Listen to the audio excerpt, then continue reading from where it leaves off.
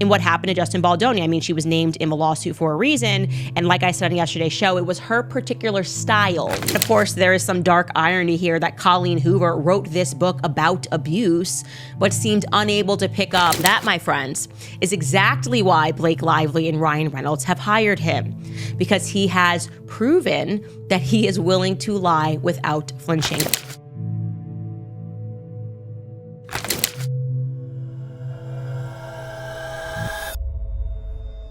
Candace Owens has been hot on Blake Lively's trail ever since the Blake versus Justin fiasco started, and rather than being on Team Justin, it seems as though she simply doesn't like Blake. Of course, she's made it clear that she has her reasons for that, with them mainly being her constant lies and manipulations against her former co-star. Since the start of the Blake versus Justin lawsuit, Candace Owens has been very vocal about her opinions on the matter. She seems to have a good reason for disliking Blake, mostly because the latter has been proven wrong again and again. Every accusation she comes out with seems to be debunked by Justin. She has previously pointed out how quickly Taylor Swift jumped ship, and how she believed that the way Blake was dealing with Justin seemed to have Taylor written over it because of the similarity in marketing tactics. We're starting to form that Taylor Swift may have been involved somewhat in the background in what happened to Justin Baldoni. I mean, she was named in the lawsuit for a reason, and like I said on yesterday's show, it was her particular style. These Easter eggs, she was hanging out with them at that time. The New York Times article, a lot of what happened just seemed to have a flavor of Tay. Well, today, her team, and respect to them for the speed at which her marketing team moves, dropped an entire article in the press announcing that her and Blake are taking a break. They're no longer friends because, shocking, Taylor Swift feels used. She always feels used. And she wants nothing to do with the Justin Baldoni situation. She went after the pop star by saying that while her strong marketing team took steps to remove her from the lawsuit as soon as possible, she victimizes herself too often. Candace pointed out Blake's problem, but said Taylor couldn't deny responsibility because Blake was only able to use her as an intimidation tactic because she let her. What do you mean you showed up and the meeting was still going on? What does that mean? What does that mean? I showed up and the meeting was still going on. So what are you being victimized by? If I show up at my friend's house and there's a meeting going on and I didn't know it was still gonna go on, I don't need to insert myself in that meeting. Justin Baldoni in his lawsuit stipulates that Taylor Swift peer pressured him, and she's not denying that in this article. She's not saying I didn't speak to him, I said nothing, which I would be like, oh, you just used me as an intimidation tactic in your phone, I had nothing to do with it. She is saying that she then went and heaped praise on Blake Lively's version of the opening scene. That's what his lawsuit states. This is when they were talking about that rooftop scene, okay? So she inserted herself in that. So unless Blake gave her the nudge and said, can you go in there, in which case Taylor Swift is still responsible for having peer pressured him, then there's no deniability here. She can't say I had nothing, I don't know how I got involved in this. You got involved in it because you peer pressured him to make a change that he didn't want to make to his movie. She has also extensively covered Colleen Hoover and how the author might have unwittingly become a part of the systematic way Blake and Ryan were attempting to abuse and isolate Justin Baldoni from his own movie. That Colleen Hoover was similarly love-bombed by the couple. I think that's what they do. I think Brandon Sklenar, Colleen, Channing Tatum, Isabel Ferrer, everyone was love-bombed. They isolate the person they want to destroy. In this case, it was Justin Baldoni. And then they are the exact opposite, overwhelmingly amazing and kind and offering all kinds of A-list goodies to the people that are around the person that they're trying to target. Oh, Liz Plank, oh, why don't you be a part of this random documentary? Oh, you know, what is it that you want? We are just such good people, even all the way at the top. We're good people, we want to help you. And of course, there is some dark irony here that Colleen Hoover wrote this book about abuse, but seemed unable to pick up the abuse that was happening right under her nose. So she unwittingly, hopefully, I should say unwittingly, played along in this. She allowed Justin and his family to be put in that basement and seemed open to the prospect, as we showed in that old interview with her and Blake, of her getting her movie rights back. She said that she suspects Blake and Ryan have a habit of love-bombing people around the one they're targeting to make themselves seem like amazing people. The problem is that it is very easy for them to do as people with large amounts of money and power. So just to basically recap here, when Blake filed her CRD complaint on December 20th, Colleen Hoover made her support of Blake Lively clear to the public. She stopped short of throwing Justin Baldoni under the bus, but her statement was definitively loud and clear, especially given the fact that she attended all of the promos and the screenings with Blake and Brandon leading up to the film's release. And it felt very much, if you were watching everything, like they established the cool kids table, so to speak. Justin was nowhere. They wanted him to feel alone, and he was not allowed to sit with the cool kids, okay? So Colleen posted this in response to that filing. She wrote, "Blake Lively, you have been nothing but honest, kind, supportive, and patient since the day we met. Thank you for being exactly the human that you are. Never change, never wilt." Recently, she has been going after the latest issue in Team Blake's case, starting with them wanting an attorney's eyes only protective order for the case. She said that would basically mean the attorney became the judge of what can and cannot be released to the public, and even involved parties such as Justin himself, which is very convenient for them. And I'm going to show you what they said. They said, given how actively the Lively parties have publicized and litigated Ms. Lively's claims in the media, we are surprised to now learn how vehemently she wants to prevent the public from accessing material and relevant evidence.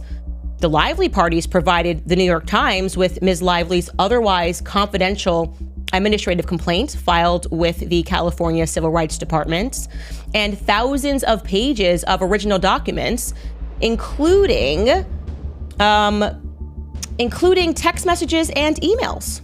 So that's kind of like a pretty strong argument, because they're saying, we're just like to remind the public that it was clearly her team who leaked private text messages and leaked emails without any due process at all to the New York Times. So why are they coming at us pretending that such a thing could potentially ruin careers, when it seems like that's exactly what you were doing when you released these messages that only you had? This has attracted a lot of attention, and many agree with her, especially because Justin's lawyer Brian Friedman managed to make a very strong argument against their request. They also pointed out that not only them being the first to make the case public, Ryan Reynolds recently made a joke regarding his wife's chase on SNL in front of millions of viewers. It doesn't seem like they're worried about the privacy of other potential victims or third parties. I also find it interesting that they're trying to pretend that it's a case, that they're essentially trying to protect people who may have been victimized by sexual harassment, when it was actually Blake Lively in that initial filing that said everything but the name, right? Like when she was trying to imply, like wink, wink, I'm not gonna name Lily Bloom. She was like pulling the Kanye, I'm not gonna say who it was. And then she just says it. She's like, I don't wanna name anybody else in the suit. But if you actually go back and review her initial filing from December 31st or December 20th, also her CRD complaint, she lets us know that it is Isabella Ferrer. It's almost laughable. Candace also brought up how Blake had already all but named other castmates on the film to make it seem as though there were other victims who were supporting her. A quote-unquote another female cast member that's friends with Jamie Heath and Justin Baldoni, Liz Blank. She's basically saying everything. She's like, it's schmiz schmank. It's schmiz schmella Ferrer, Schleller. I'm not going to tell you who it is, but it rhymes with schmizza schmella schmerer and sliz slank. That's all I'm saying. So it's ridiculous for her to pretend that she was trying to protect these women. She was desperately trying to signal to the public by dropping not even Easter eggs, just pointed blanket statements like that. So it's a crap argument. The point of this filing is supposed to be for Taylor Swift. And then came yet another big problem when Blake hired ex-CIA agents as publicists with a proven track record of lying to the public.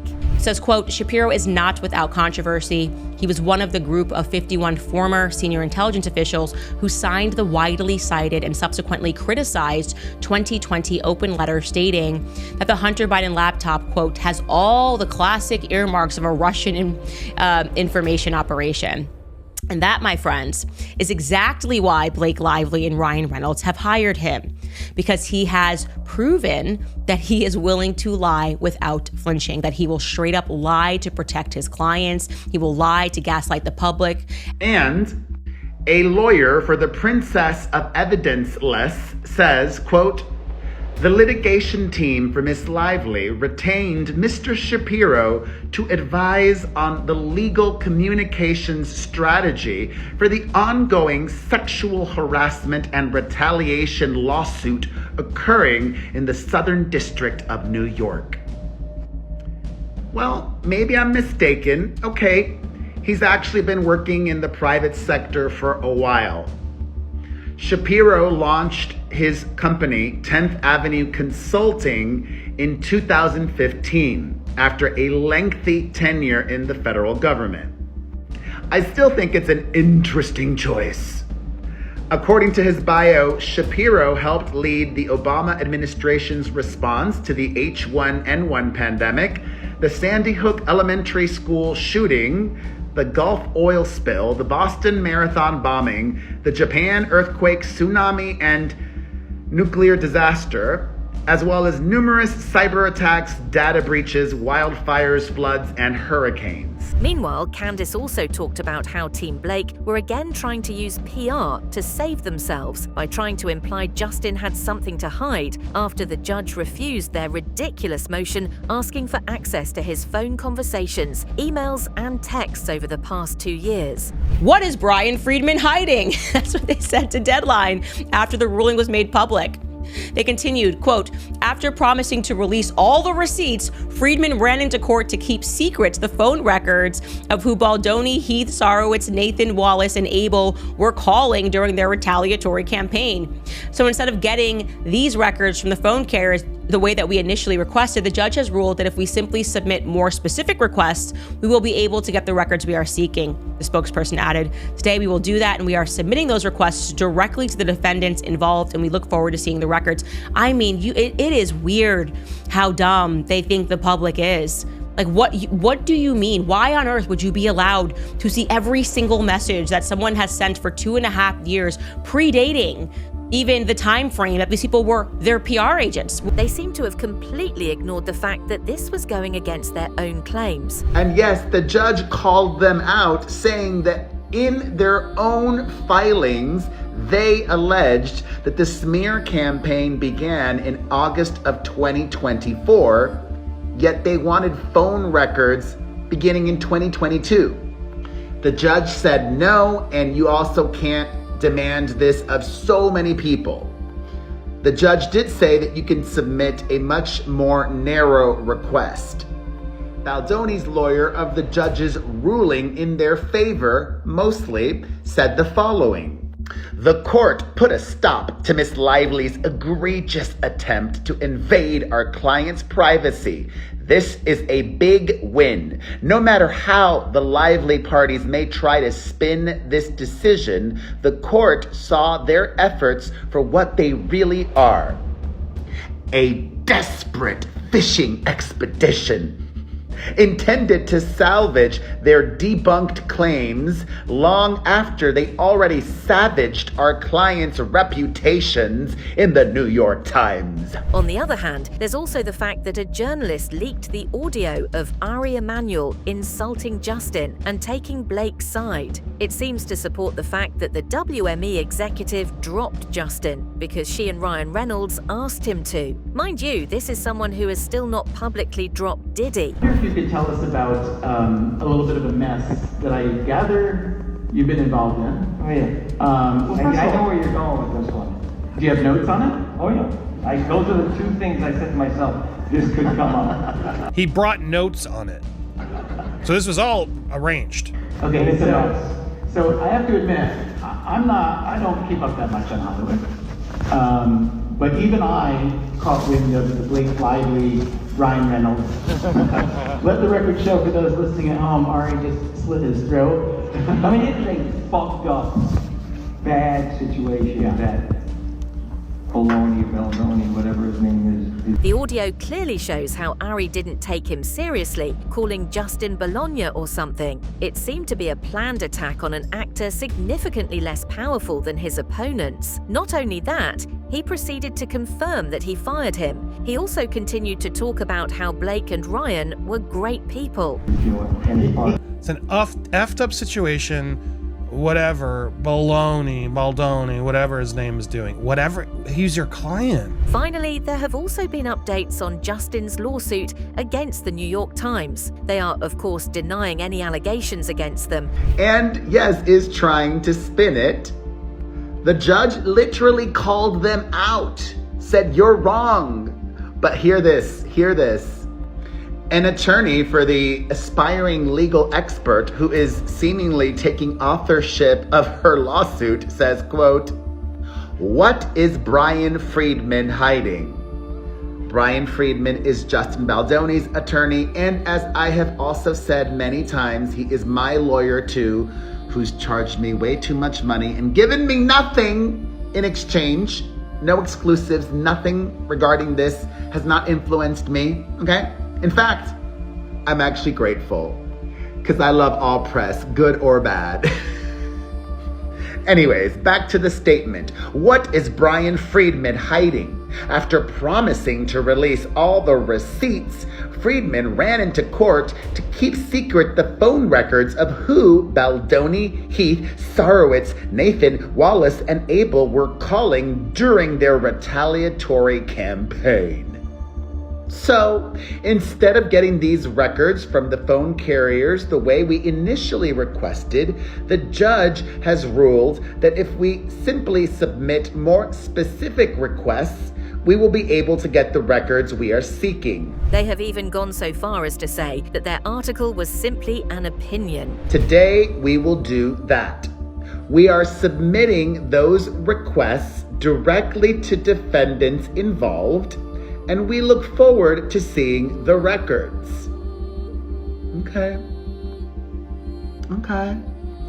It was a big L they took, but there clearly is a reason why Team Baldoni has yet to submit any subpoenas themselves. Let me know your thoughts in the comments below. Do you think Blake Lively will end up going after Candace Owens, can turn things around, or is she too busy dealing with Justin Baldoni? As always, don't forget to like, subscribe, and hit that notification bell so you don't miss any updates. Thanks for watching, and I'll see you in the next video.